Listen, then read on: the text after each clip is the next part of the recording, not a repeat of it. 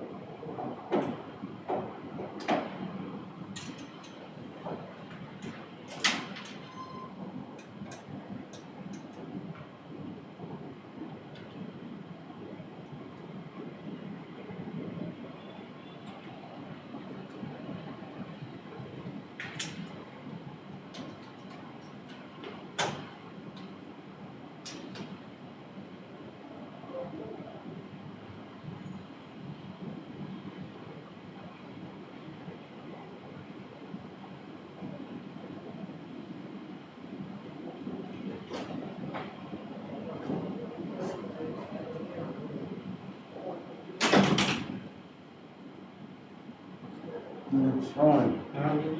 Safi za kwako? Safi kabisa.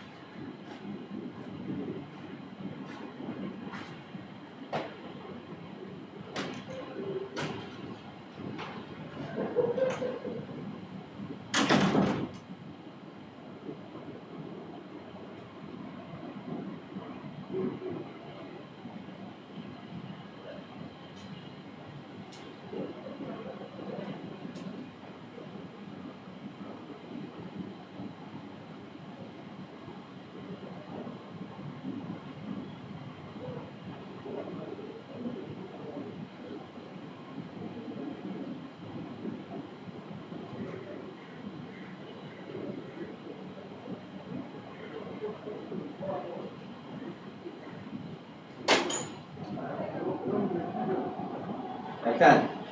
Na kiongozi. Mambo yanakwenda? Mambo yanaenda. Shukrani. Asante sana. Haya bwana. Bwana, kesho Ijumaa sikupati kabisa hata saa 8 bwana. Ijumaa. Saa 8 sikupati. Najua una kipindi. Na presentation. Presentation. Sawa ndio itaiko. Anyway, tutaongea basi. Sawa. Poa.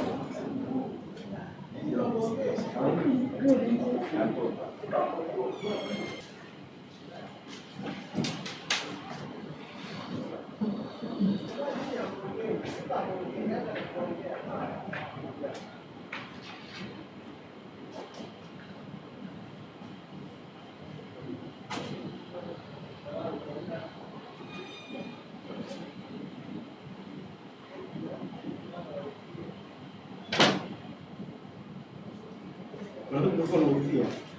Nani? Na usawa. Nasema mbona tunasoma hivi kama nani sio? Ndio mwelekezo. Ndio mwelekezo. Sasa kwa tuangalie. Kwa usafiri kutei. Ndio kwa Yaani sio nilikuwa nasema tukisoma tunaiangalia kuiapply. Ili kwa uelewa tunaitumia ile tu kuiapply. Yaani inashika yani. sasa tuna nini? Hiyo assignment nini? Case study. Na unaweza kufikia mfumba unafanya case study moja. You said that you are three. You are three groups here. Yeah. Ni kila group na nani yako. Kila group na nani case study yake. Okay. Ndio mnaweza kudiscuss pamoja ila kila group na nani.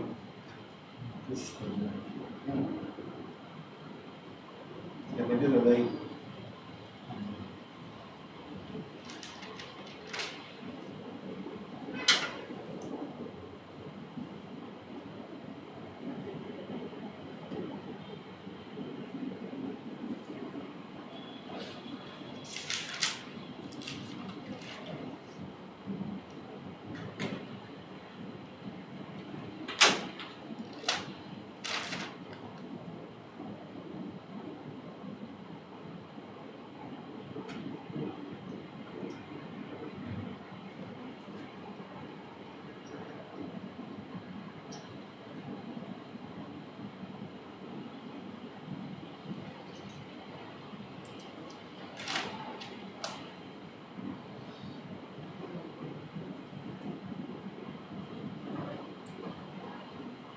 You can see what we are discussing.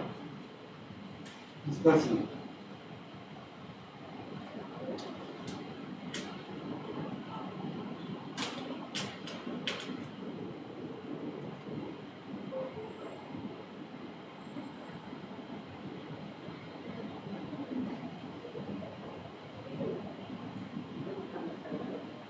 what we started with. We started with use monitoring and evaluation principles in describing the theory of change procedures. Now, what was the relative task? What was the relative task? That was the objective, or say the specific objectives, and that was what was supposed to be. That one. On this one,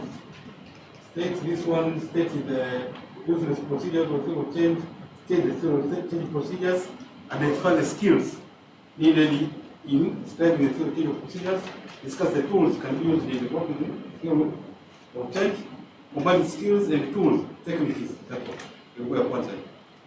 Number two, it was applied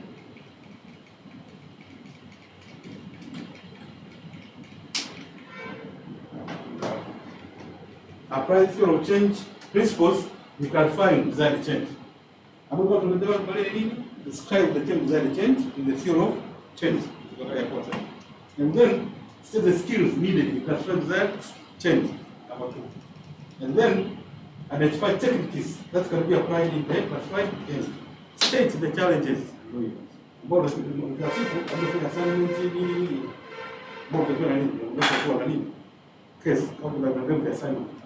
And then identify the ways of addressing the common problems of affecting the anxiety, that one. And then discuss the applications and the challenges the theory of change. Number 3, ambayo tunaweza kuangalia jana. Use of the theory of change practice in analyzing project current in current situations. Tunaangalia zote hizi ndio tunaangalia jana. Kwa hiyo nafikia hapa kabisa. After that one, lazima employ the changes of skills kwa ndani ya tofauti. Ambapo tunafanya jambo kwa kila kitu. And then naomba tuangalie nini that one. Use the theory of change principles in mapping project change pathways. Tuangalie leo. And what is the related task? Define the term mapping. What mapping theory means? Discuss the term project changes pathways. Discuss the tools needed in mapping project. Identify the skills needed. State the challenges in mapping. Discuss the inputs that one. And then tunataka tuangalie apply the theory of changes in practice in that one. Tuangalie this two here. And then tuangalia the theory of changes and tuangalia zote hizi. Kwa hiyo tunaangalia ni kama tumeelekezwa. Look this one, look this one. Sawa? Ni sawa kwa tumie na yeye anafikiri na niangalie mtu mmoja. Unaangalia kama ni kwa tuangalie kwa those are what I'm saying. Okay. Good evening. Good evening. What we saw yesterday? After 4. Started at 4. What we saw yesterday? Yesterday, we were describing the employing the skills, employing the theory of changing skills in identifying the project strategic priorities. But we are identifying what is needed by the management. How do we identify the priorities for the management? We say the method we can use to identify the priorities for the management. We say that we saw the contents, this one, and then we study that one. What project strategic priorities? We say the techniques which can be used to know what they needed by the management. As we said, in the context of theory, we describe this, and then we say that theory of change are central to defining the strategic directions of project initiatives, and the aim of the organization focus the effort and working the process effectively. Why effectively? Because you know what the management they make. Now, the management is needed by the management. And then describe about the inputs needed in identifying the project strategic priority. Inputs identifying the inputs needed in identifying the project strategic priorities. Discuss with them.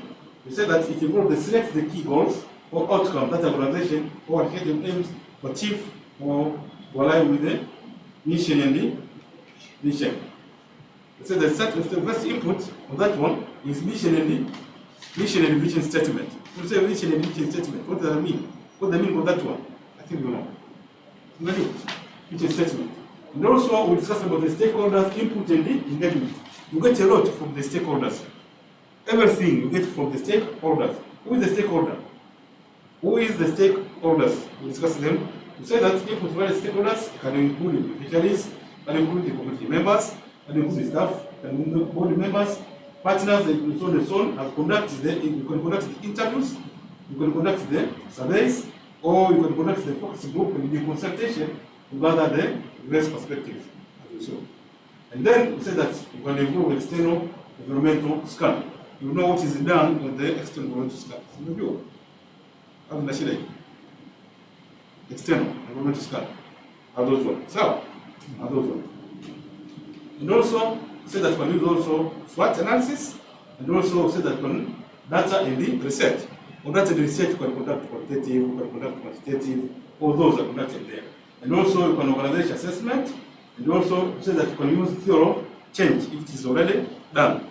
It can be the starting point. So it can be used as the starting point to provide insight into the kind of pathways and desired outcomes. And also we discuss about the benchmark and the best practice. We also we discussed about the organization values and principles. We also another input is the budgeting and the resource constraints and the organization leadership and the expertise. We also said about the community assessments, alignment with the external goals, and the assessment, and also long-term plan. When you put all of them all, we say that once your input has been considered, organization can engage in a structural process discussion, as you see, analysis, and decision making, which determine the most relevant, impactful project strategic priorities. So you can select the best one, which can align with your activities or your project you are doing. So you are doing, and then to identify the skills, so the skills needed to identify the project strategic priorities. Skills. They are going to these skills are relating to the skills we have already discussed. The first skill we said that we can use strategic skill. Strategic skill. We said that you must be ability of thinking critically and strategically. Ability of thinking critically and strategically. And also said that you must have the skill of problem solving. You can solve the issue and then you can solve it. So you can solve it. And also data analysis. How data is analyzed, you know. We said that we have so many methods you can use to analyze data depending on which data you have. Which data you have. And also we said that stakeholders engagement.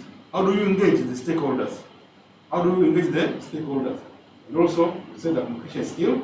So the communication skill is very important, and we'll discuss it in the first lecture. I think you will remember communication skill. And also, we said that research skill, SWOT analysis, critical evaluations, financial literacy, and adaptability, and also negotiation and consensus building, and also strategic planning, consideration, project management, and also cross-cultural competence. Competence, all these are the skills which are needed on this one. Time management, risk assessment, and the leadership, also conflict resolution. I think this matter does not apply to it. So, it depends on the How together. Then, the combination of these skills along with the structure in inclusive process can enable organization to identify the project strategic priorities that are well informed in meaning. That was then so the techniques which can be applied in the process and identify project strategically. Which techniques can be used? Which techniques can be used? The first one says that you can use the stakeholder survey in the questionnaire as the first technique, or you can use key informant interviews. You can use the persons who know the issue, who well know the issue. And also you can use focus group discussion. All the discussion, and then you can discuss the issues, and then you can know the basis. So you can know the basis. And also say that you can use SWOT analysis. And also say that you can use PETEL. All those can enable you to. And also you can use prioritization matrix. And also you can use scenario planning, benchmark and best practice, needs assessment, or brainstorming. All these are the better methods you can use, which can be applied in the process of identifying project strategic priority. As we do priorities, we discuss, we brainstorming, we do survey, we do all these. So, lakini sasa tunasema unataka kuangalia hiyo na hapo ikoje. Which method is better for you? So, which method is better for you? Say that you have many, and you can select which method is better for your assignment which you have given. So, which method you can select for your assignment which you have given. The combination of this technique can enable the organization, or can help the organization systematically, comprehensively to identify the project strategic priorities which align the mission, vision, and needs of the organization. After that, what are the challenges? What are the challenges of identifying project strategic priority? Management unapenda nini? Unataka nini? Tunasema challenge yake ni ipi? What are the challenges? The first challenge we say that you can competing interest and advice stakeholders view. So, competing the interest. And what we say, balancing the diverse perspectives and interests of the stakeholders, which may include staff, beneficiaries, partners, donors, and the communities, it can be a challenge.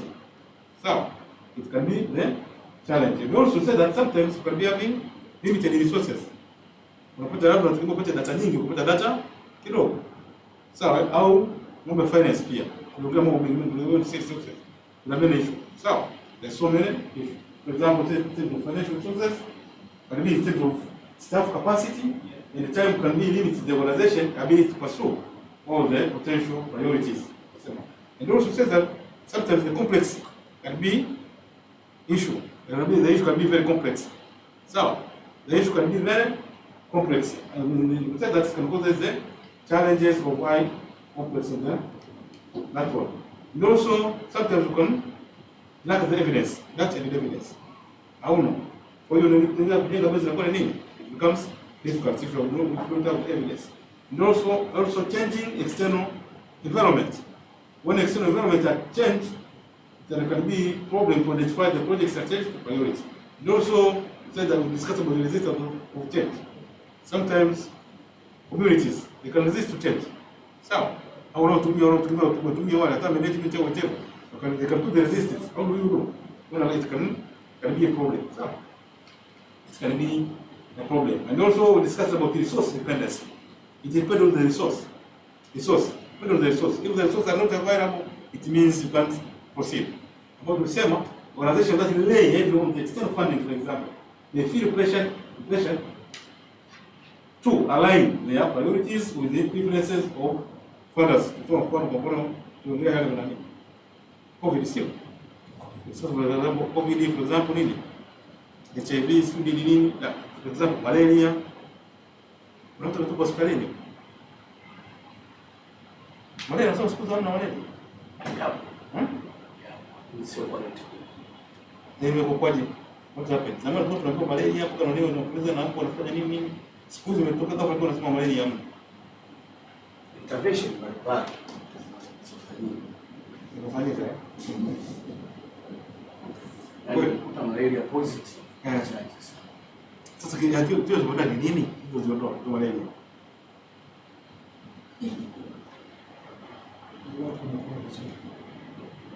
Mambo wamekufa. Mambo hapo. Sasa mrengo si lazima mbebe yule mdudu ni Hamna sasa yule mdudu tumemcontrol. Mbwe ni vector. Yeye anabeba tu kutoka sasa. Sio kwa nani ziko propaganda. Ndio sijui. Sio kwa propaganda kwa. Kwamba Sio propaganda. watu waulize Unaweza madawa. Watu wako na madawa kwa interest huko imeisha. Kwa sababu nyuma usipoweza kusema kuna watu wanatoa vyandarua mnakuwa msaada mnakuwa nini? Wakati wa research walikuja kuulizia dawa wanachukua hela kuuliza dawa mji mzima. Sasa na nini imeisha? Kwa ndio hiyo tunasema hivi. Dawa zenyewe mmekopa. Sio na nini mtu kuna watu wa research. Wako utafiti. Hela zimekuja kufanya utafiti. Kama unafanya utafiti lazima uwe kutoa ripoti, lazima uwe ripoti unasema malaria hii. Sio chukua hela. Sasa interest imeisha. Kisha nani anakuwa? Msemo kwa tunasema COVID. tunaenda kwenye COVID. COVID Zile dawa zile zinaonekana kwamba ilikuwa placebo. Placebo. Hiyo COVID ile sasa ndio ni Magufuli kwanza mimi nahisi na kwamba. Yeye alimaliza kwa COVID ni Magufuli na pamoja. Kwa sababu tulikuwa tunakufuka kwa COVID. Tutenda tu. Kwa sababu tulikuwa tunatoka barabarani tunafanya tulikuwa ndio mzungu wa Tanzania. Magufuli akasema hamna kitu. Watu kasema hatukufaulu kuendelea. So that one. Mtu ashakupa hela unafanya research. What do you do? Lazima utoe report about Interest nayo. yes, that's one. And also, we said that we discussed about short-term focus, limited capacity operations, and also overlapping priorities. All those are the challenges. Asian political external pressures, those one, limited inclusivity, and also complex decision making. All these can be the challenges in identifying the project's strategic priority. Identifying the projects, all these are the challenges. So, after that, we discuss about the function. Project strategic priorities. What are the functions? What are the functions of project strategic priorities? We discuss about them.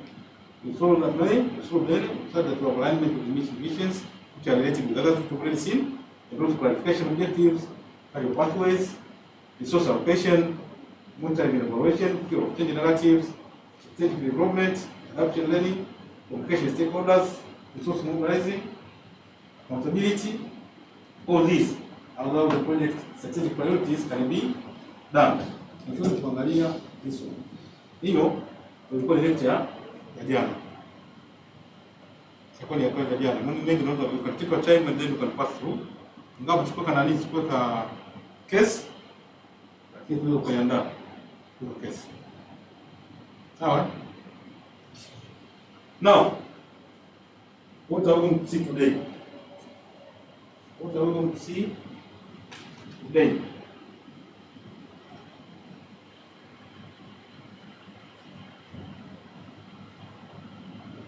Today, we're going to see the theory of change principles. Theory of change principles in path mapping project change pathway.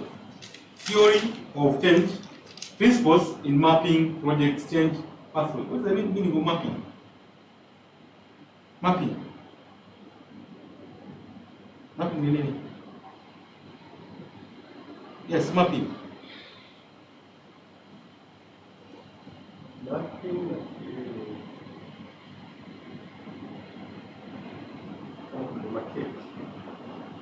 Mapping.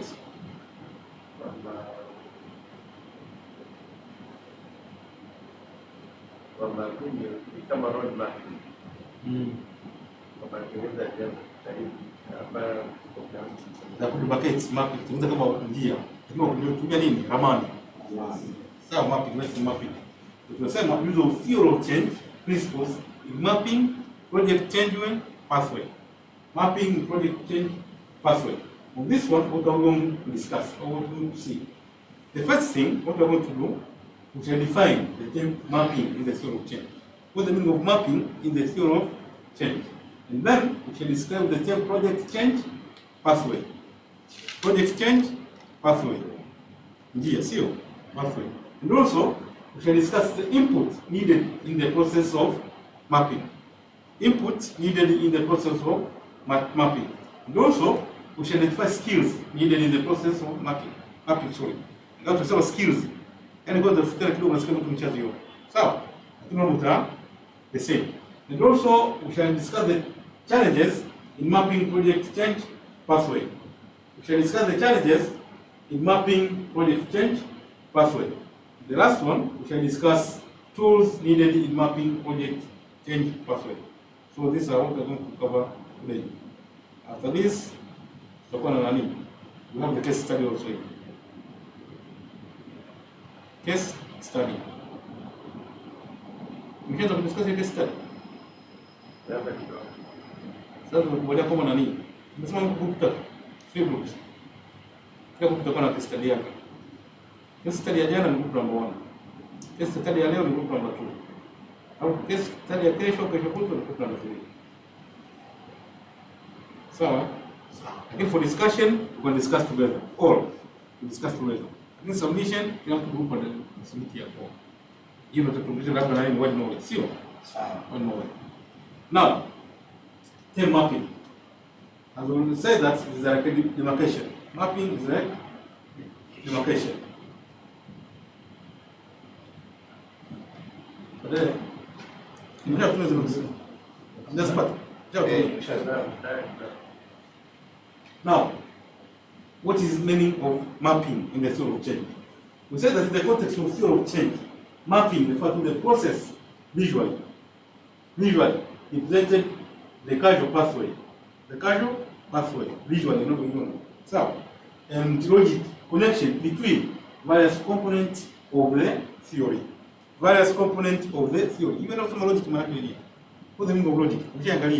Logic, here discuss for you more. Logic, what the meaning of logic? Logic kwa Kiswahili ni Mantiki. yenye kuleta maana. Logic, yes, yenye kuleta maana. Kwamba kuna sequence fulani ambayo kwa kusema logic framework. Kwamba tunaanza inputs is process with the Output. Yes, exactly. na output ile Input of another thing. Output. You process, you get the output. The output becomes the input of another one. Yes, it is. Output unasema unatumia if statement.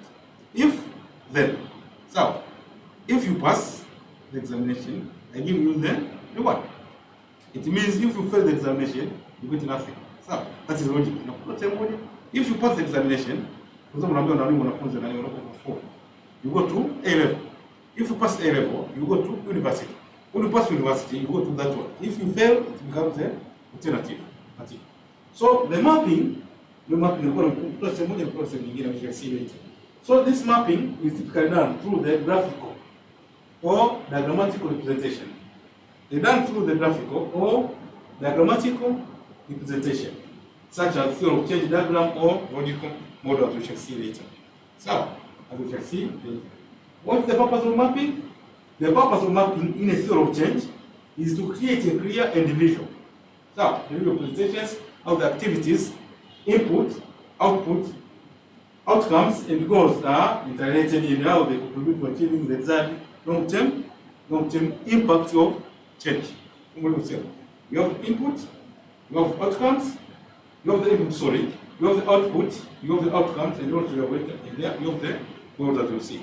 So, as you see. Now, mapping is a valuable tool in the theory of change.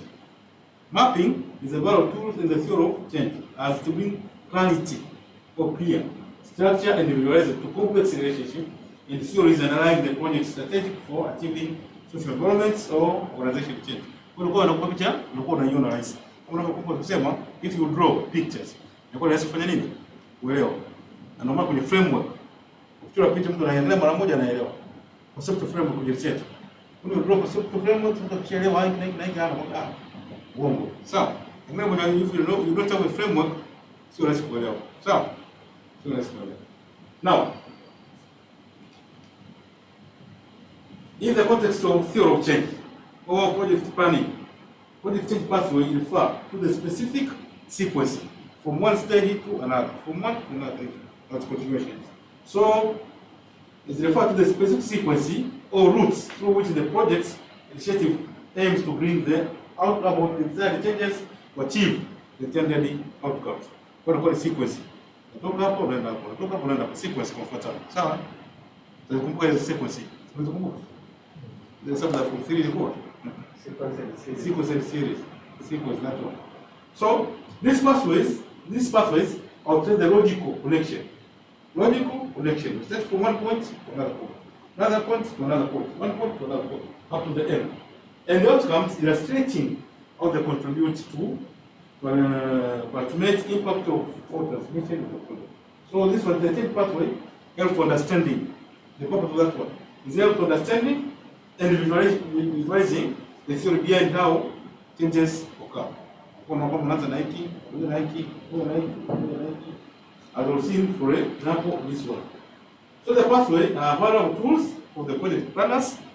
Why? Because you can see how the sequence is done, and the implementers and also evaluators. So you have the project planners, you have the implementers, and also you have evaluators for evaluation purpose.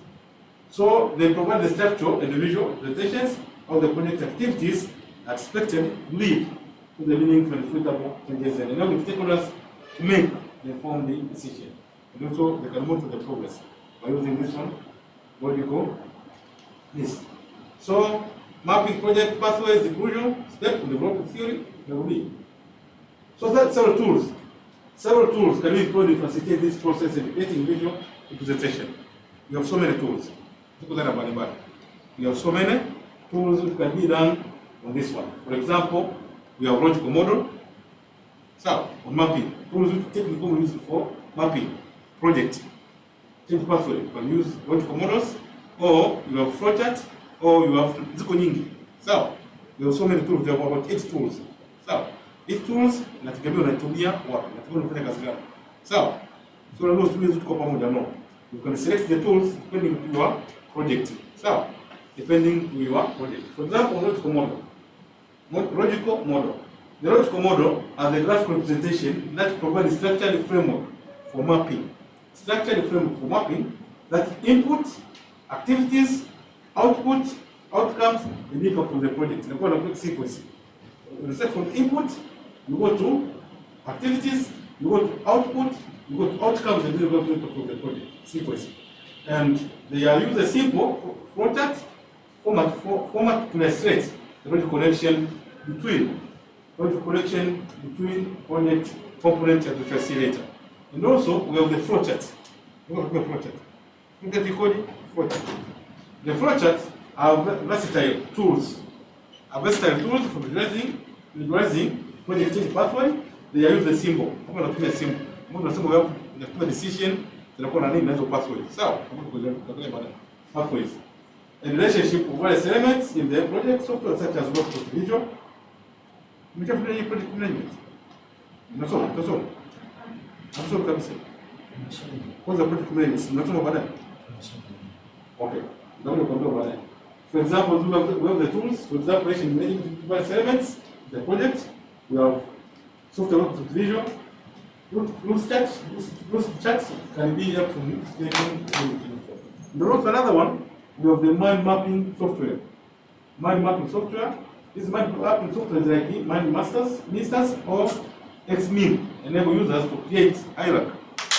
Hapo tusema naanza chini hivi mpaka kwenye sawa mpaka level hierarchy, and then they can branch out of from the central ideas to the concept. They can be used in brainstorming. This one. As we shall see. The examples are this. This is the first one. About so many logical.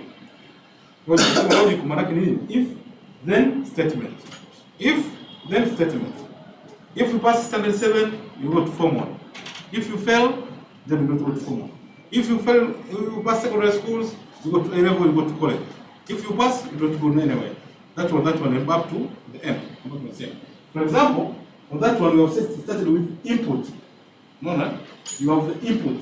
Certain resources are needed to operate your program. These are resource input. And then after input, you have if you have to assess.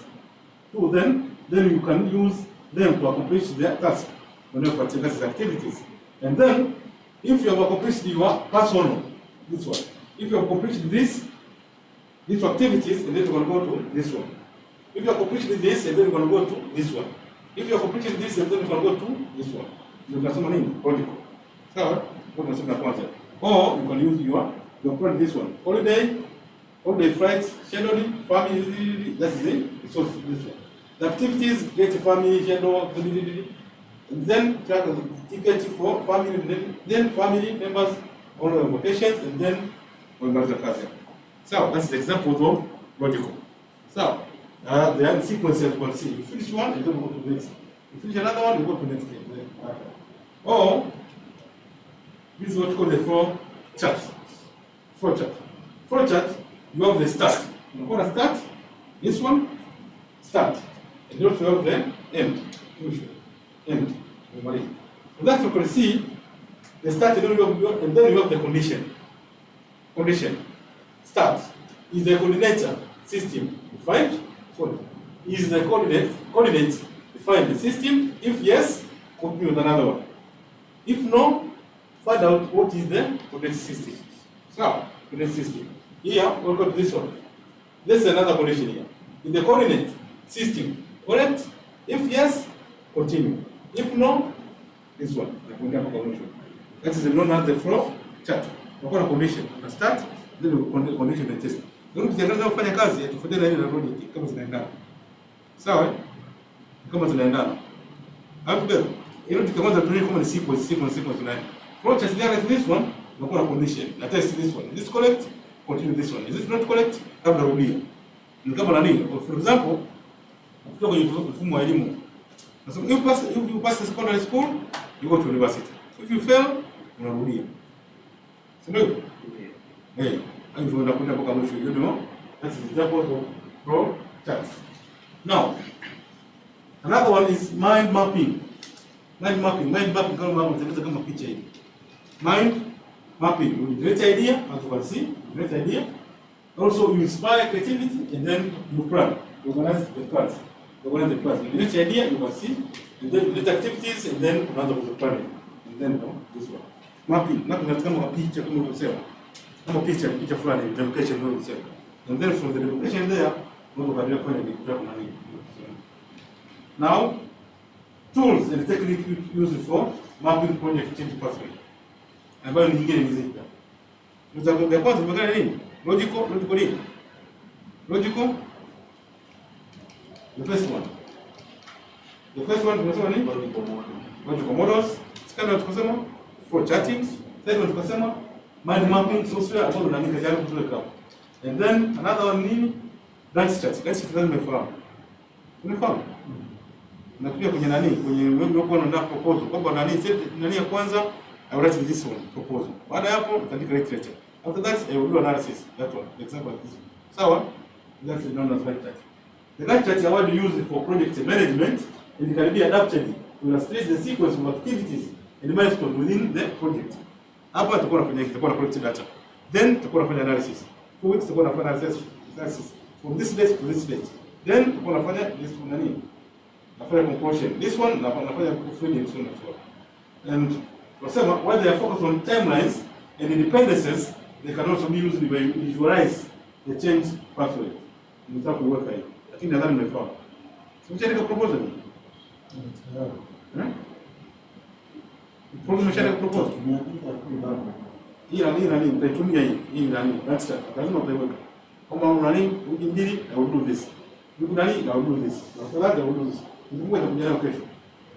Also causal and effect diagram. Causal and nimekumbuka. Causal and effect diagrams. Causal and effect diagrams. Ikoje hiyo? These are known as fishbone diagram. Tunafahamu fishbone diagram ikoje? Fishbone diagram. Ile mfuko na nini mfuko mfuko. Kwa hiyo unatengeneza kutengeneza kama hiyo. Hiyo fish diagram hizi ndio tunaleta kama nini? Kama input. Sawa, kama input. And then another one is concept mapping. Concept mapping, ambapo kwa mchoro mkubwa, unakuwa na idea then, unachora mchoro then unafanya nini? Combine. So, that chart which we have already seen, causal effect diagrams, ikoje? Causal effect diagrams help to identify and map the root causes of the problem. Causal and effect diagrams help to identify and map the root cause problems of the factors contributing to the desired outcomes. They are particularly useful for understanding. They are useful in understanding complex relation and causal factor.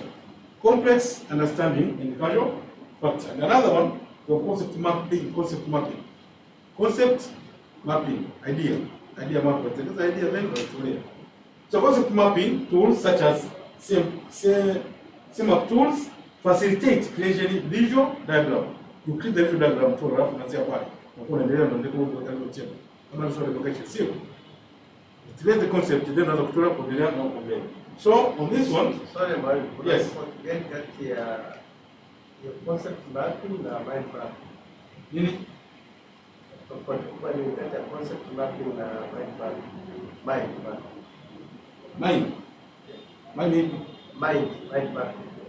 Mind mapping. Hapo nyuma tumeona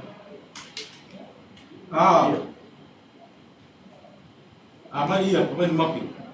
Na concept. Yaani concept mapping unaweza kutumia kuangalia concept mapping, unachora kama kitu hapo, unaanza kama point, unakuwa na vitu fulani na vitu fulani. Au unakuwa unaongezea pale. Hii mind mapping ni kama iko close. Ama vitu vingi vya kuongezea. Au ni concept yaani unajenga kama picha, unasema sasa hapa tutafanya kitu fulani. Unakuwa na concept hapo. Unaweza kuchorea, utafanya hiki, utafanya hiki, utafanya hiki. Kwanza kwa unaweza kuchora kuongezea. Mind mapping ni kama iko limited. Sio tunaelewana?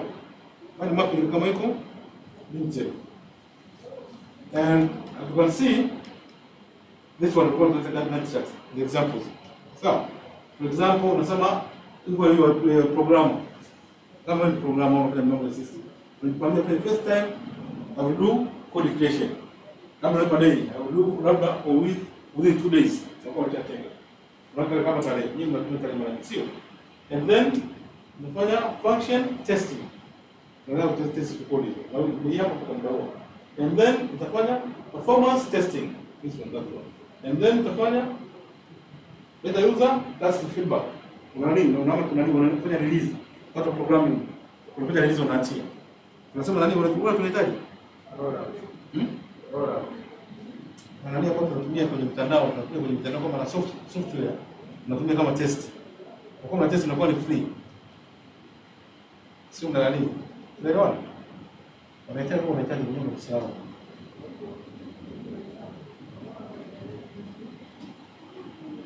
Hata antivirus zinakuja na hiyo kwa test unaziachia. Unaachia unaweza kuweka kwenye download kwanza kutumia. Hata SPSS mwanzo kwa kisha tengeneza unaachia. Unaanza kutumia baada unakwambia unalipia. Hapo unakuwa na test hapo. Sawa, una test kama kuna tatizo lolote unaweza kwenda kufanyaje? Unaripoti. Sawa. Unaweka muda fulani kwamba baada ya muda fulani ukiaisha au unaloweka unaanza kulipia. Kama ukitaka lipia, kama unataka basi atakupa. And that one consider this examples of Gantt chart. Sawa? These examples of Gantt chart are said.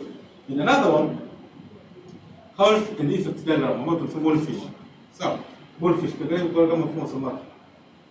Mfumo samaki, sio? On that one you can see you have the people, you have the materials, you have the process, you have the equipment, and also you have the problems. On top of this, you have the details in the from then you know, solve that issue. So, that's examples of goldfish. How many unaita nini? Causal and effect diagrams. Unasema hii ni rahisi kugundua nini? Kwa kama hiyo. Another one tunasema ni hiyo. Concept mapping. Then uko na concept hiyo unajenga hizi picha kichwani. Then unajenga picha you can see. You have this, you have system map, you have spot map, you have study nini. Unaanza pale then unaweza kuendelea kuchora na nani problem ikoje. Au better. Kwa code. Unaweza kuendelea kwa nani hiyo complex. That's this one. Another tools which are used for mapping project changes are online collaboration platforms. Online collaboration platforms. Ukienda kwenye mtandao unaweza kuziangalia hizo. Online collaboration platforms are tools like Miro, Mural, or Google Jambo. Enable teams to collaborate, create and edit visual presentation or method collaboration. You can use these tools. So, and also pen and paper. Na zenyewe tunasema ni tools. Sasa usipokuwa unaandika unafanya nini, you use this tools. Sawa? Tools. But sometimes the simplest tools can be the most effective. Whiteboard. Kama unafanya project unaandika ubaoni, unaanzia pale, unakuja na nini, unaanzia pale unaendelea. So the markers can be used to brainstorming in sketches to change the pathway during in-person meeting workshops. And also you can use Excel or spreadsheet. Napenda sana. Sawa? You can use Excel and the spreadsheet. One of typically considered visualization tools, spreadsheet can be used to create a simple table. Unajua Excel create a simple table na tena naweza kutengeneza hata complex table. Excel. Sawa? Excel. And another one, we have project management software. Not kuweza angalia nadhani. Yana ujuzi. Project management software. Yenyewe kwa the tools technically are used for mapping projects.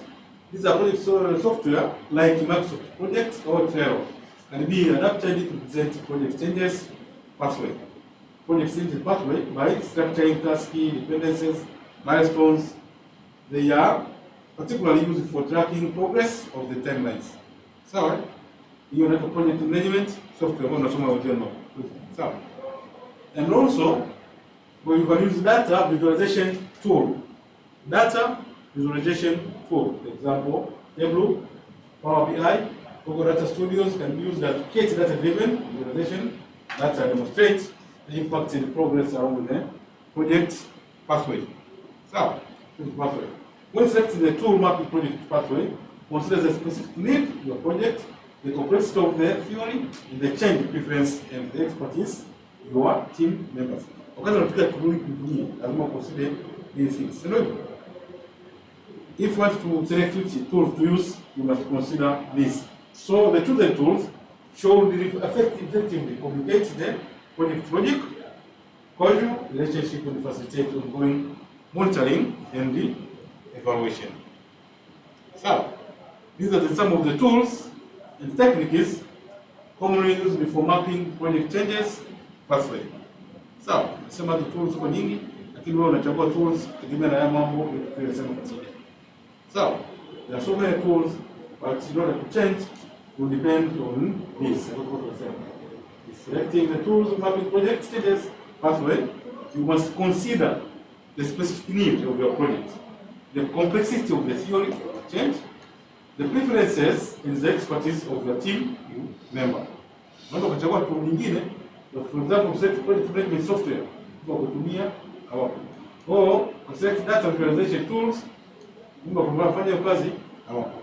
Sasa tunasema the tools, make sure you have the members who can use them. After that, tuangalie skills needed. Skills needed in the process of mapping. Skills. Kama skills hatufikiri kwa skills ambazo tumekiaona huko nyuma. The skills are almost the same. We said that mapping the project change pathway requires the combination of skills. Mapping. What do we say about the logical, Gantt charts, mapping what is we said that the skills related to conceptual thinking, that analysis, visualization, that represent effective communication. So some key skills needed by the process mapping are conceptual thinking. You must be the thinker. Conceptual thinking. What do you mean by conceptual thinking? It means you must have the ability of think conceptually and critically about the project skill changes, understand the causals, relationship, identify the key component outcome. Conceptual thinking, the first one. The second one, you must be system thinking. You must think systematically. Think systematically. System thinking skill enable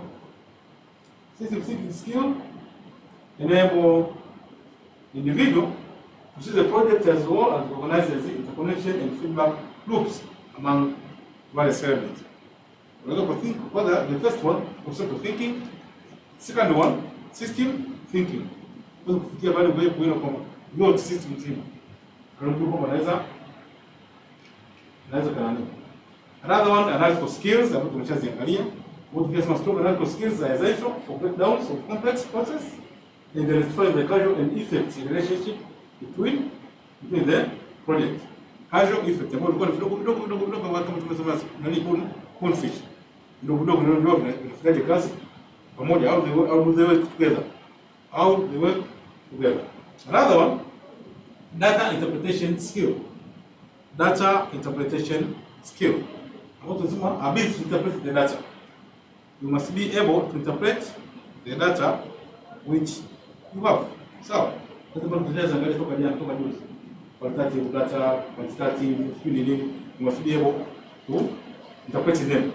For evidence related to project as well as use data to inform the mapping process. Another one I want to common is communication skill. Communication skill. Effective communication skills are crucial for conveying complex idea. Relationship means clear, understandable manner. Understandable manner. Kwa sababu tunakumbuka tunasema siku ya kwanza kwamba communication skills is very important.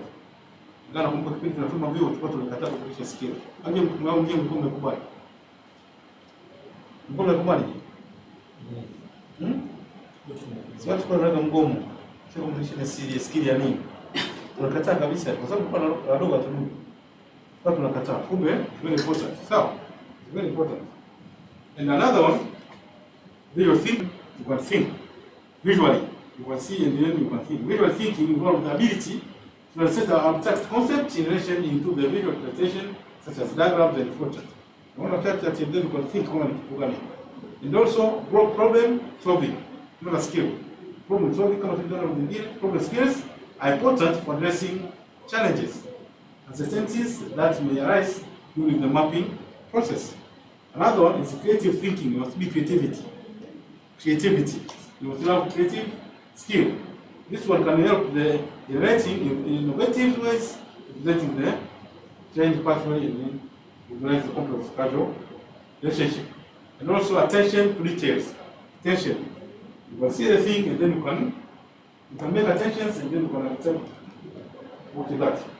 You can understand the issue. So attention to detail necessary. You have to represent all components. You can attention, you can check inputs, you can check the activities, and then you can come to output. Because the errors what is come from me. And then you must have data management skill. What do you get at data management skill. Data management skill organizes mapper, managing data, especially when mapping involves incorporating quantitative and the qualitative data. You have to know how that data must be managed. And also project management Project management skill may be necessary for planning and executing the mapping process. Kama unayo skill for project management. And also facilitation skill. Facilitation skills are valuable when conducting workshop, collaborative sessions with members and stakeholders involved there. But how we facilitate them? How do we facilitate the members? How do we facilitate the stakeholders and so on and so on? And also teamwork. How do you work with your fellow? Collaborate with other teams, members, and stakeholders is often required. And that is so important sana as the supporting. And also tukasema technical skill. Lazima unaelewa vitu technically. Technical skill depending on the mapping tool chosen. Mapping tools, which tools you have chosen. Umechukua tool ipi? Je, unaonayo? And chosen technical skill may be required for creating digital presentation, manipulating data, or use a specific software. All these are technical skills. So, all these are the technical skill. Napenda kujua tofauti, difference between data interpretation skills, data management skills. So, Interpretation skills na data management skills. So, management interpretation ndio kwa sehemu gani? kama iko ndani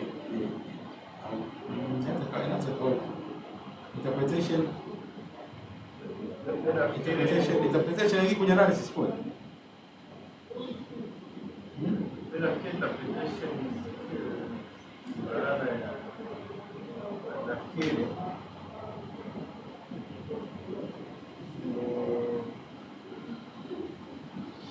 kama ni namba,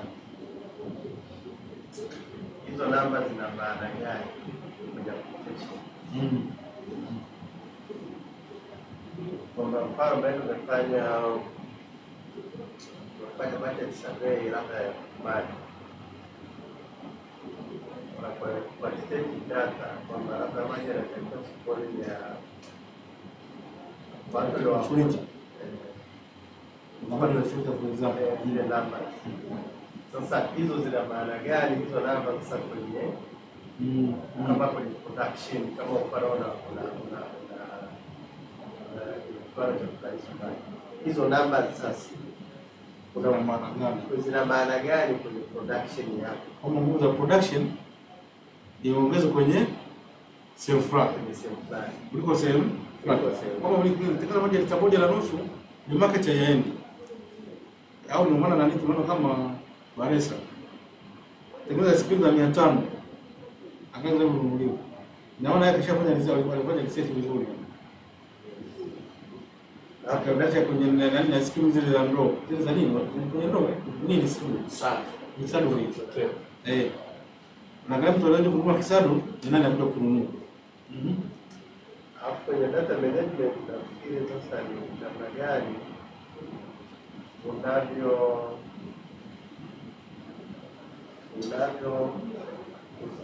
zile data zile takwimu unazozikusanya Analyze unazichakata na kutoa input output na kuzihifadhi. kuzihifadhi kwa future use, kwa sababu unakuwa unatafuta nini information yako.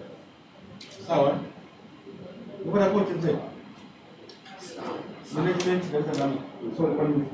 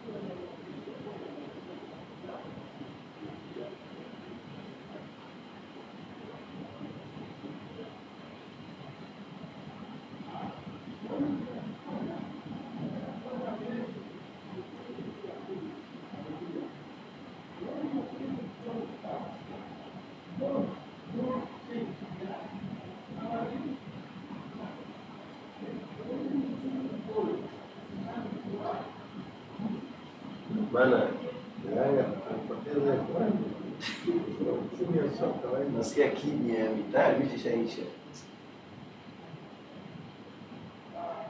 Sababu hilo kwa sawa. Hakuna mtu mwingine.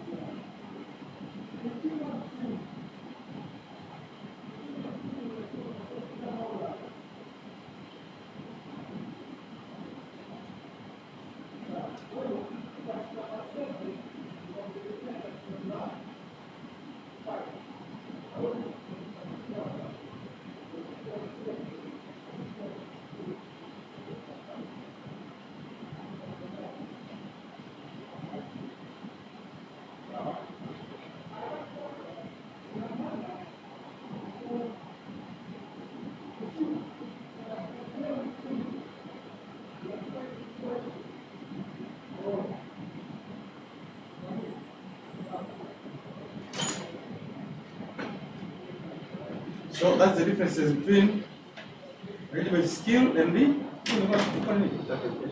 interpretation skill. Management skill and the interpretation skill.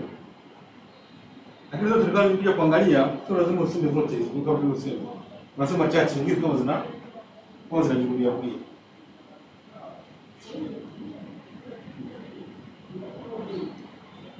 Time management skills, this one is a part of resource. So, resource management. Resource management, this one. Some effective time management skill are crucial. Complete mapping process within project timeline. Not for some ethical consideration. Ethical consideration skill. Resource that awareness about ethical consideration related to data representation in the communication of causal relationship. These are very important in skill mapping process. And also learning orientation. The willingness to continually learning.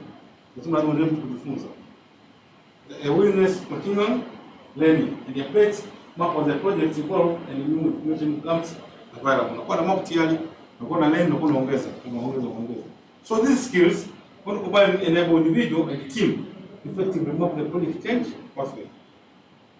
When this team work together, effectively map the project change pathways, which create clear insight visual presentations and communicate the project theory of change by stakeholders and the collaborations.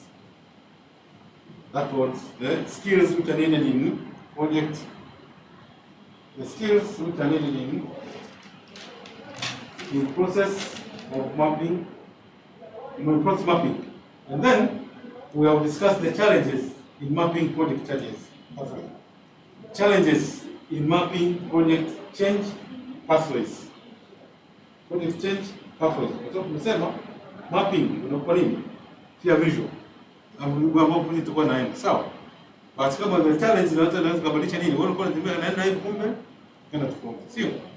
Kana tofauti. So mapping project change pathway while the essential for understanding the communicating theory of the change can be complex. Unajua change hapa ina from one point to another, in reality civil. Sio hivyo? Civil. Now, the common challenges associated with mapping project changes are this one. Complexity of the project. Some projects can be complex. Complex in terms of what? Inaweza kuwa kubwa sana au kwa nini? Kushindwa kuielewa. Sio hivyo? Kushindwa kuielewa. Project within multifaceted goals, multiple stakeholders, and the intricate causal relationship and the challenges in presenting accurately a visual map. Because map yake inakuwa ni ngumu. So, apart of that, lack of clarity. Lack of clarity. Unapewa project hiyo ukaisoma lakini hujaielewa. So, zingine ni less complex. Number one is complex, yes. Number two, wewe kushindwa kuielewa. Kuna lack of clarity. Ambiguity or lack of clarity in projects field changes can hinder development a clear, accurate map. Unaweza kutengeneza map lakini map ambayo sio yenyewe. You can make a wrong map. So, you can make a wrong map because of lack of clarity of the project. Another one, assumptions and the uncertainties can be the problem or can be the challenges associated with the map project pathway. How? Mapping often relies on assumption. Unakuwa na assumptions za kutengeneza. So about certain action or intervention will be lead to that outcome, uncertainties or changing condition and challenge this assumption. Unakuwa na assumption unatengeneza tayari, lakini unakuja nini uncertainties zinabadilisha. What will become the challenges. Another one, data availability and the quality. Data availabilities and the quality. Na hiyo unaweza kutumia nini? It can be the problem. How? The accuracy of the reliability in the mapping process may be compromised of their sufficient or poor quality of data available. Support the causal relationship. Data availability and quality. If the data availability are not enough, it can be a problem. If the quality of data you have is not good, it can be a problem also. And also, difficulty in quantifying the relationship. Difficulty in quantifying the relationship. This one, quantifying the relationship. Strength in the nature of causal relationship can be a challenge, especially when dealing with qualitative or subjective factors. So, we are dealing with qualitative data or subjective factors. And also, overemphasis on linearity. Overemphasis on linearity. The assumption that the changes occur in a linear, predictable manner. In occur linear, and whenever we look at the small, assumptions that the changes occur in linear and predictable manner are not totally true for projects, especially those involving the complex social system. Challenges. So, it can be the challenge. And also, external factors. External factors, unafanya nini? Unaweza kubadilisha yani. Wewe unataka hivi, bila kupata hivi. Kwa hiyo lazima kufanyaje? Kama kuforce your optimization. Or the influence of external factors such as economic condition, political changes, or nature disasters can complicate the mapping process and disrupt expected causal relationship. So, this is external factors. And also resistance of change. Resistance of change. Stakeholders or team members may exist. Stakeholders and team members may exist certain causal relationship or pathway, especially if the challenge exists in from their practice. So, stakeholders wanakataa. Wanakataa tuliulu manake na nini? Ni challenges. And also complex stakeholders dynamic. Complex stakeholders dynamics can be also the challenge. Projects involve multiple stakeholders. Projects involve multiple stakeholders with the device interest. Maybe we have a complex dynamics. With the device interest may cause have complex interest may have a complex dynamics that are difficult to capture in a single map. And come to the quality test that kuchora map unashindwa kufanya nini? You fail to accomodate all. So, you fail to accomodate all. Also, resources cannot be enough. Also, constraints. Limited resources including time and expertise. Ambao tunasema financial. Financial, sawa? Kama una hela maana you got to pay expertise, you got to pay na menzone tunagawana leo. Resource constraints, limited resource including time and expertise, and in the improvement of comprehensive, well-structured map. Kama haipo, maana can be an issue. And also, limited collaboration.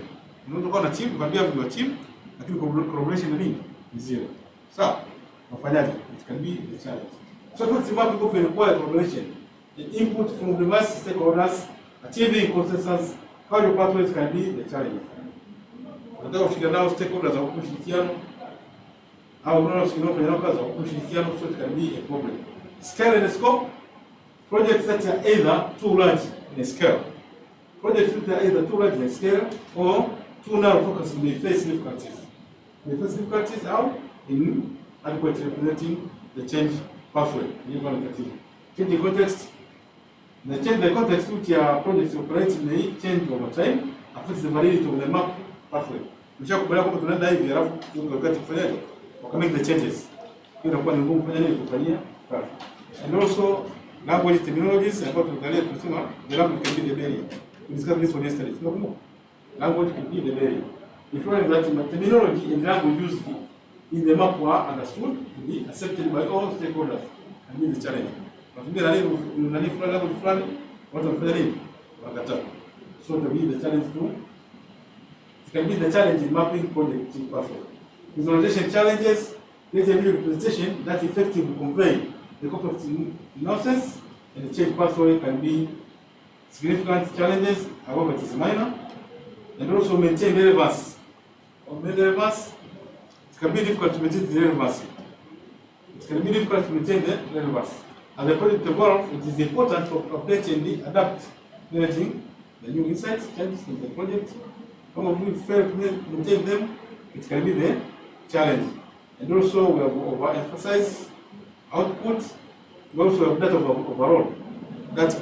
So ukitaka kupata data, you get a better output. So when you have enough data, you have the better output. But sometimes, nataka tatizo pia. Kwa data nyingi pia inakuwa ni tatizo. Nadhani tunafahamu. Najua unakuona ni kipi, sio? Unaona ni kipi. Au unasema on the flip side, collecting too much data or attempting to map every possible causal relationship can result in information overload and the confusion. The challenge. So, ambapo tusema jana inakuwa ni ngumu kufanya analysis, kufanya nini, interpretation inakuwa ni ngumu. It's become a problem also. Also, resistance to mapping. Resistance to mapping.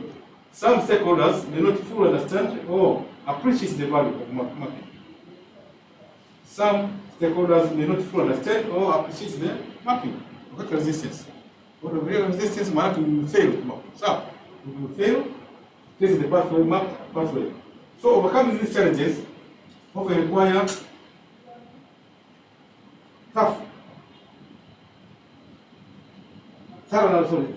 alternative approach to mapping, involving ongoing dialogue and so on and so forth.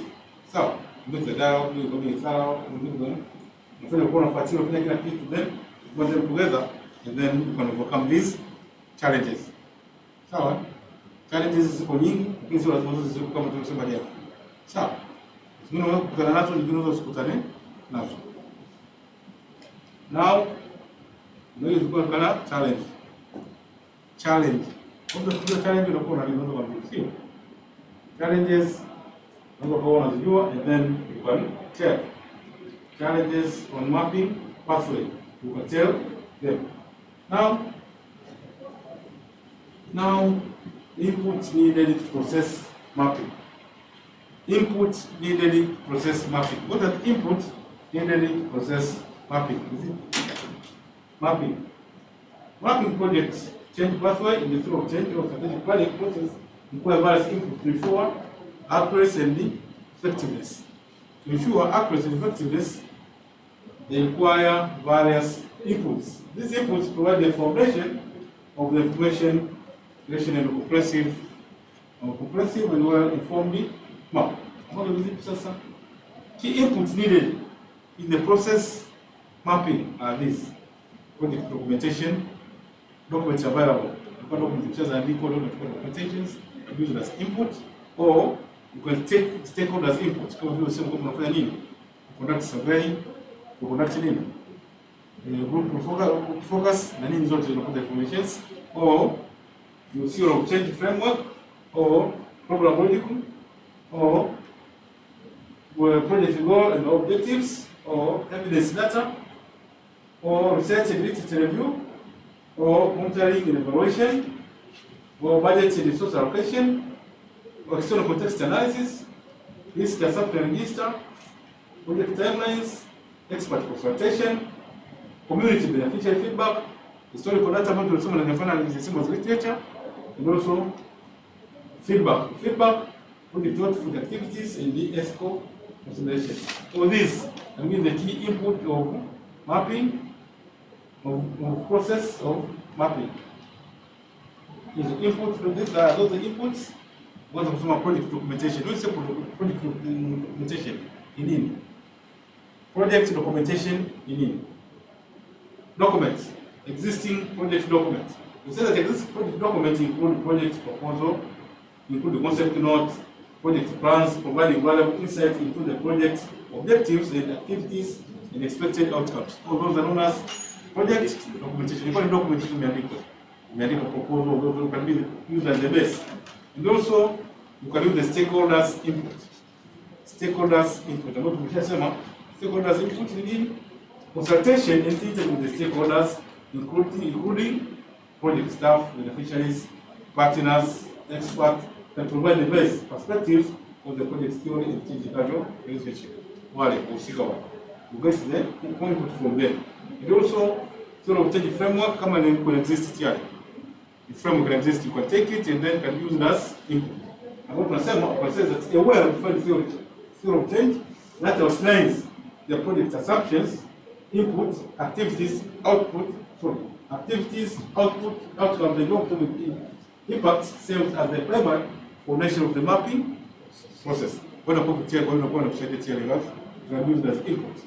And also, project, a clear understanding of the logic behind how the project is expected to create change, including underlying assumptions, causal pathways, and essential. Those can be used as input. And also, the same project goals and objectives, that are goals that are obvious. So, goals are just created here, and objectives because they will come. Or they also can be used as the input. Specific project goals, objectives, and target here to define the desired outcome and the same references point of mapping. So the point of mapping, evidence and data, about data kama zipo tayari can be used as input in for process mapping. Hapo tunasema relevant data and evidence. Relevant data and evidence, both quantitative and qualitative, support the identification causal relationship, and it can be help as a substance or something in the map. And also, we have the literature review. About to use the literature review to get the gap. See what? The review of existing research, studies, written project subject matter, can inform the mapping process and validate the project theory.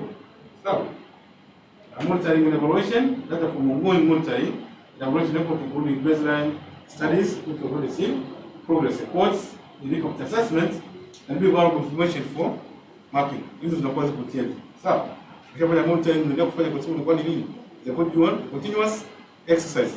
So, they can use as key input in the process mapping.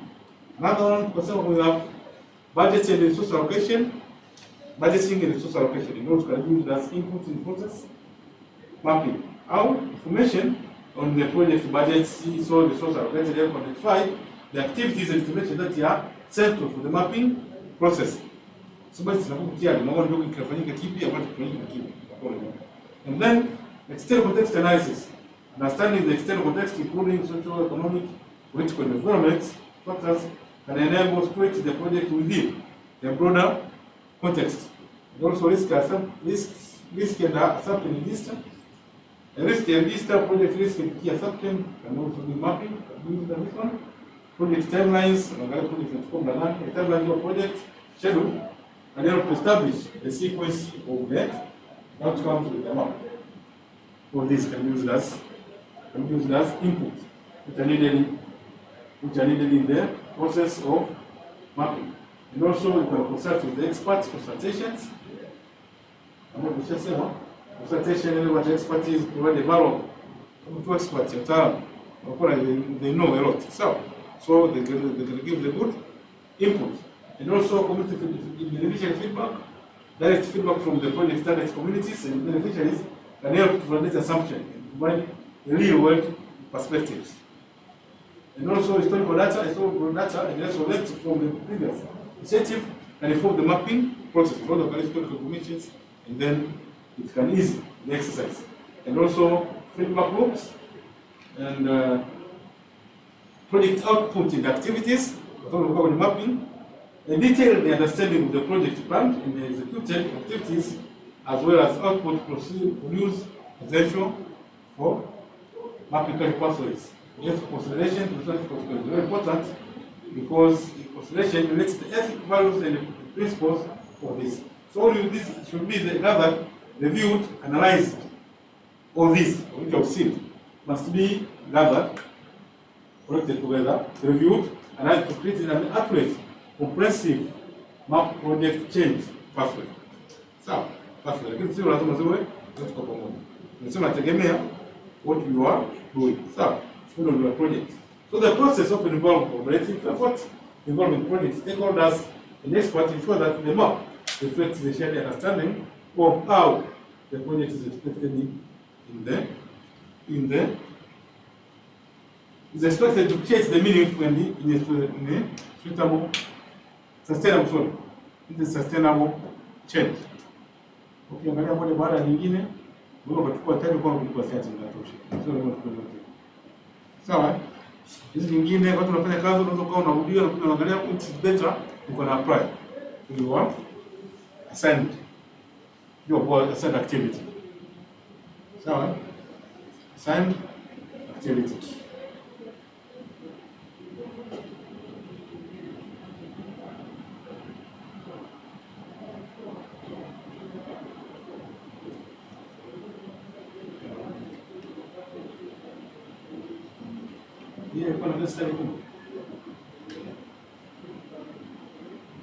Okay.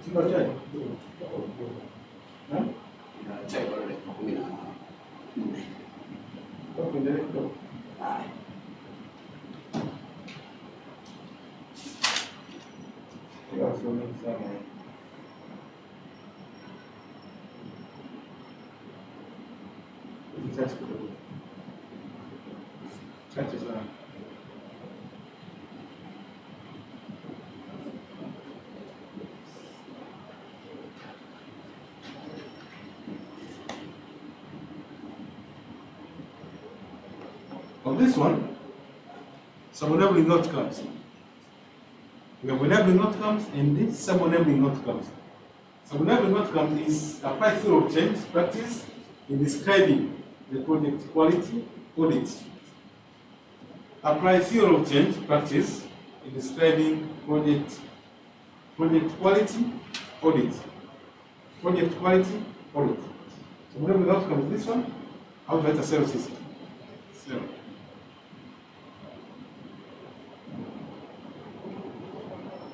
And this is task, what it's supposed to cover, what it's supposed to cover on this one. This one is apply theory of change practice in describing project quality audit. Project quality audit. What we have to cover here on this one, we have to describe the term quality audit. What the meaning of quality? What the meaning of quality audit? Number two, State the skills needed in conducting quality audit in the field of change. State the skills needed in conducting quality audit in the field of change. Identify tools needed for quality audit. Quality audit. And state the functions of quality audit in the field of change. State the functions of the quality audit in the field of change. Establish quality audit checklist. Kwa sababu unafanya auditing yoyote unafanya nini? Checklist. What are you going to audit? So, you put the checklist to know what's supposed to be audited. Identify the challenges of implementing quality audit in the organization. Identify challenges of implementing quality audit in an organization. Practice and the field of change. After that one, we have the case study. Kwa case study, kwa case study itafanya na nini? Group la pili. Group number 1 case study ya jana. Group number 2 case study ya leo. Group number 3 I will come with case study tomorrow. Tomorrow or Friday. That is quality audit. Sawa? Quality audit. Now what the meaning of quality audit? Quality audit. What the meaning of quality audit? Quality audit. And why we conduct auditing? Why we conduct quality auditing? This quality audit is a systematic and independent examination. The systematic and independent examination or review of organization process, procedure, products or services to assess their adherence to establish quality, standard, regulations and best practice of internal policy. Look at the auditor. Sivyo? Yes, an independent manake tukasema mtu anatoka nje. Hakuna mtu kuchunguza. This one.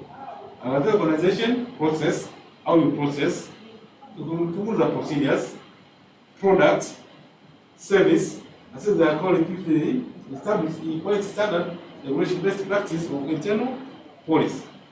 Look at the auditor.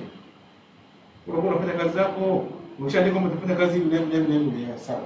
Unatoka nje unakuja kuangalia unafanya kama ulivyoandika. Si ndio? Policy are there. Unasema utakuwa unafanya hivi. Unafanya yale kutoka yule mtatumia hivi na hivi. Ndio auditor. Unaweza kuchunguza je, ukisema niko unalifanya? Hapo. Now, the primary purpose of the quality audit is to evaluate and ensure the quality-related activities are being carried out effectively, consistently throughout the organization. Throughout the organization. Kwa sababu umeandika kama utafanya hivi, yule mtu atatekeleza, wewe unasema. Kama utekeleze, kila za umo unatumia kama inavyotakiwa. Mambo tunafanya inavyotakiwa, sisi tunafanya inavyotakiwa. Sawa? All those. Kama tufanyiki ndio ndio kwamba matumizi mabaya yanadhaniwa serikali. Fedha za umma. Sio hivyo tunapewa. Matumizi mabaya ya fedha za umma. Kwa nini? Kwa sababu tukisema kwamba tufanye hivi, tutafanya. Now, conducting quality audit in the context of field of change. All programs evaluation require a specific set of skills and the competences to ensure that the auditor is thorough, objective, and effective. So, objective. Effective. The skills needed when conducting quality audit in the field of change are auditing knowledge. That's what auditing knowledge. Auditing knowledge. It's auditing knowledge in EP. What is auditing knowledge? Auditing knowledge in EP. You are conducting auditing. You must have the knowledge of auditing. Kile kitu tunakufanya nini? Tunachunguza. Kama una nani na ujacho. Hapo kama ni daktari for example kwa kusema unafunza mambo ya madawa. Sio? Mambo ya madawa kufunza unafanya gani HIF kule. Hapo kuna wizi wa madawa. Unaona kwa mtu gani hapo? Hapo kwa matumizi mabaya ya madawa. Sasa hiyo ndio inauliza PCCB sasa. PCCB hawana madaktari kabisa wao polisi wanakagua pharmacy. Akifika kwa anaweka findings zake zikienda mahakamani zote zitatolewa. Sababu hana skills ya kuchuza dawa. Hapo wote unaweza kwa daktari, unakuja kwa front of pharmacy, unakuja kwa mtu manunuzi, unakuja kwa nani? mhasibu, wote wanakuwa involved. Ndio kesi za Muhimbili zisiaga sio kwa masomo kwa hiyo kuiba zile hela, lakini PCB anaenda hizo dawa, lakini PCB anakagua maandishi mule na nini. Mwisho wa siku wasema kuna hasara, lakini kienda mahakamani kesi hamna, watu wanachukua.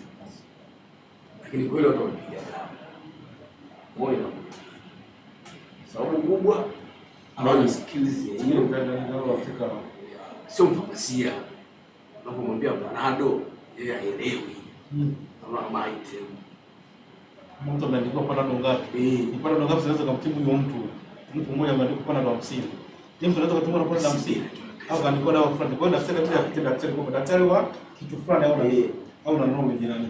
Kama hamna maana hata bila. Kwa hiyo ukasema what is knowledge, analytical skill. Unaweza do analysis. Sawa? Analysis. And also communication skill.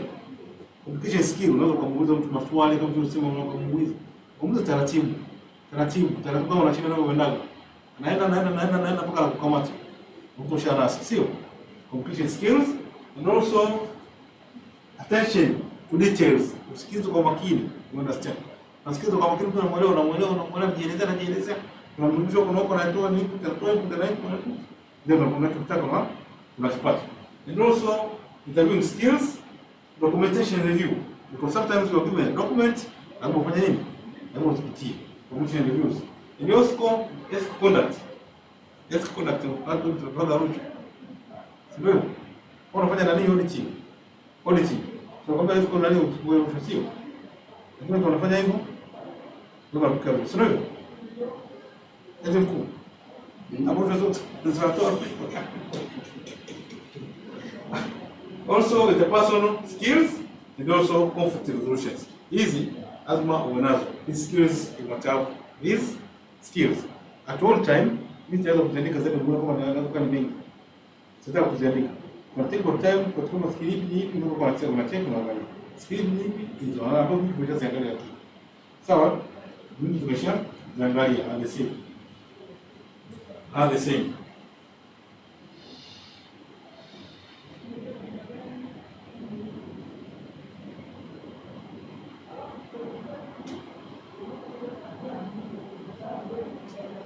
Now, another one, what are the tools needed for? What are the tools needed for quality audit? Which tools do we use in conducting quality audit? Quality audit involves systematic examination of process and documentation to ensure that compliance with established standard regulations and best practice are met. So to conduct effective quality audit in the context of zero change or problem evaluations, auditor often use the combinations of tools and resources to gather, analyze, and document information. Tools, the use a lot of tools, as we'll see. Some of the common tools needed for quality audits are these: checklist, auditing programs, documentation templates, sampling tools. Kuna sampling tools tunakumbuka ndio kapewa na vitu vingi sio ndani vyote sio. Ya quality vyote. Kwa sampling tools, kama taone tiki kwa form. Sawa? Use the form. And also data collection tools, how the data is collected, data analysis tools software, documentation review guidelines, risk assessment tools, process flow chart, audit software, publication tools, evidence collection tools, data security tools, quality standard guidelines, audit management software, and risk assessment software. All these are the tools which can be used in quality audit. So, these are the tools. So the selection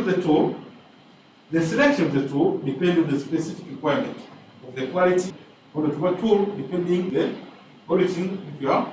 So, the effective audit planning, documentation, communication, and analysis are critical to success of quality audits in evaluating alignment and effectiveness of the theory of change program. What tool unategemea? Unafanya kitu gani?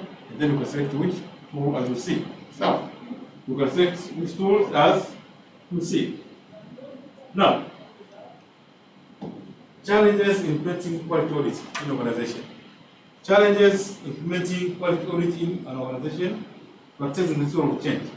Implementing quality audits in an organization that practice the theory of changes can cause unique challenges due